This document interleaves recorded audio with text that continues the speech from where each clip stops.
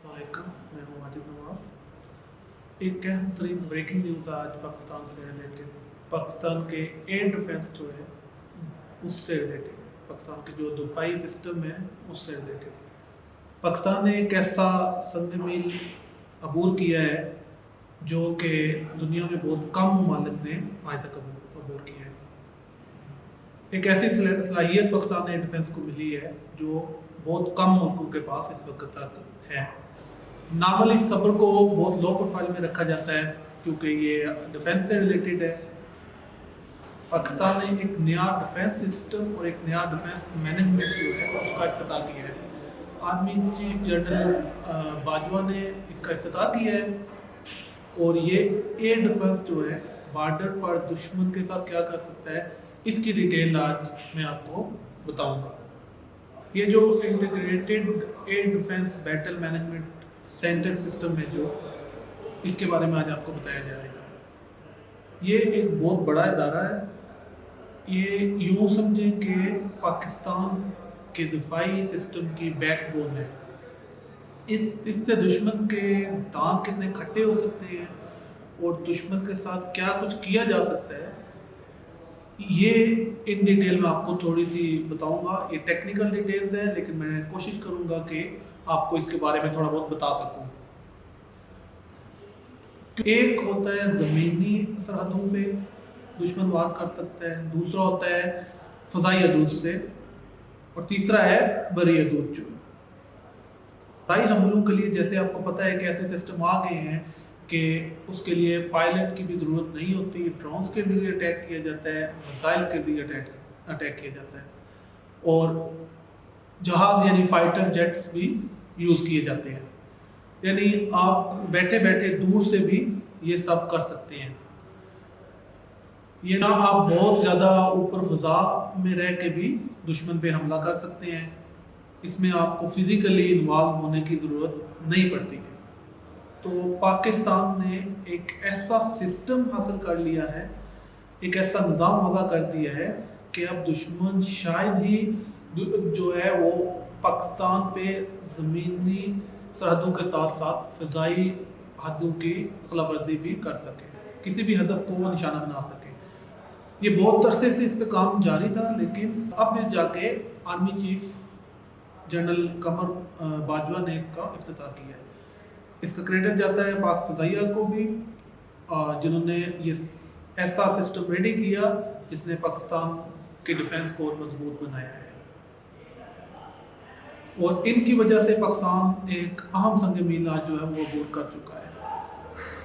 जैसे कि आपको मालूम है कि दुश्मन हमारा मेन जो है वो एक ही है, हमारा हमसाया मुल्क, लेकिन अब वो किसी किस्म की कोई भी दहशत गर्दी करने से पहले 100 बार सोचेगा। जैसे कि आप जानते हैं कि इंडिया को कभी भी पाकिस्तान में फौकियत हासिल नहीं हो सकी सिवाय एक वाक़े के, वो है मशरक़ी पाकिस्तान का।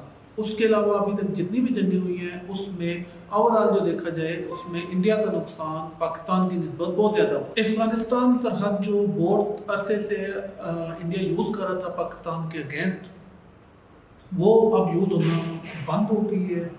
जैसा कि वफाकी वज़ीर शेख रशीद साहब ने बताया कि 60 से ज़्यादा ऐसे बेस कैंप थे इंडिया के अफ़गानिस्तान में जो पाकिस्तान के अगेंस्ट यूज़ हो रहे थे।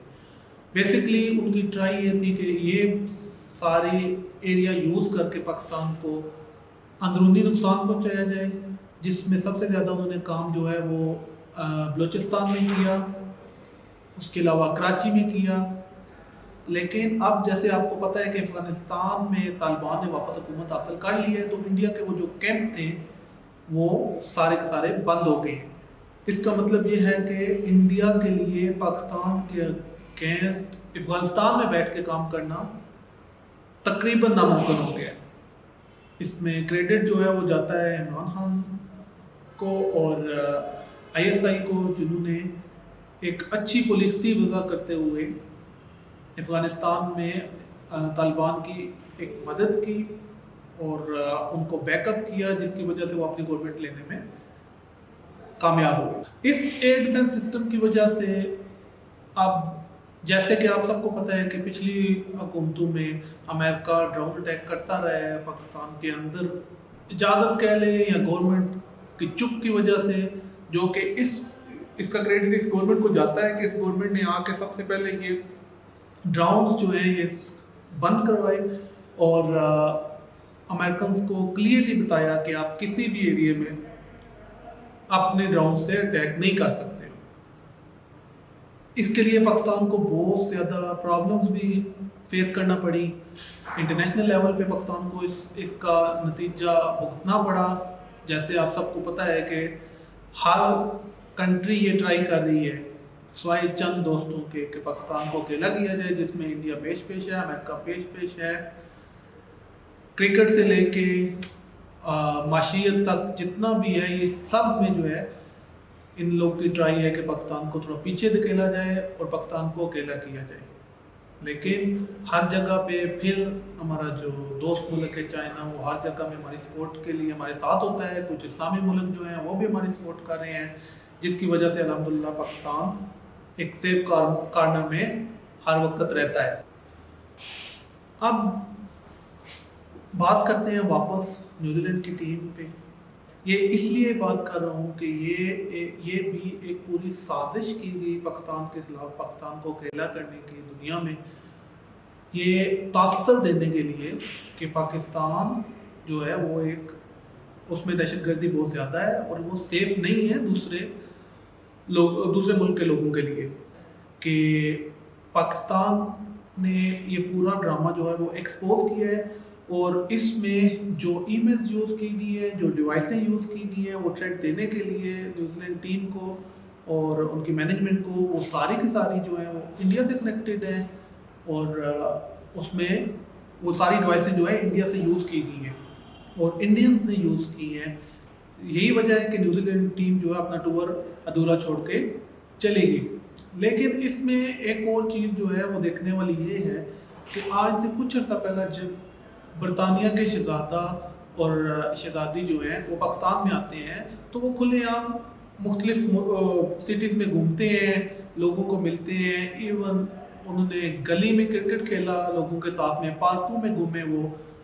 लेकिन आज जब पाकिस्तान पे एक मुश्किल वक्त आया है तो उस वक्त इंग्लैंड की टीम ने भी अपना टूर कैंसिल कर दिया है।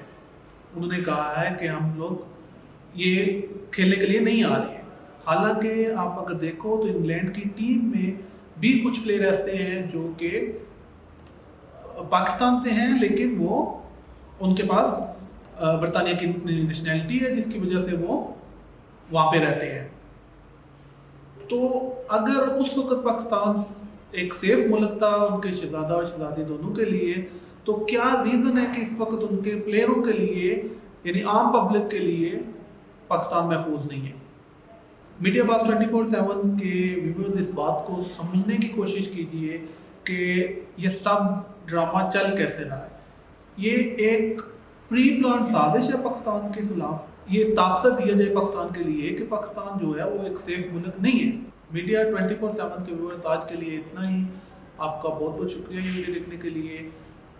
जिन लोगों ने अभी तक चैनल को सब्सक्राइब नहीं किया, लाइक नहीं किया, वो सब सब्सक्राइब कर लें ताकि आप मुस्तकबिल में जो वीडियोस आ रही हैं वो भी देख सकें। मैं हूँ वाजिद नवाज। खुदा हाफिज़।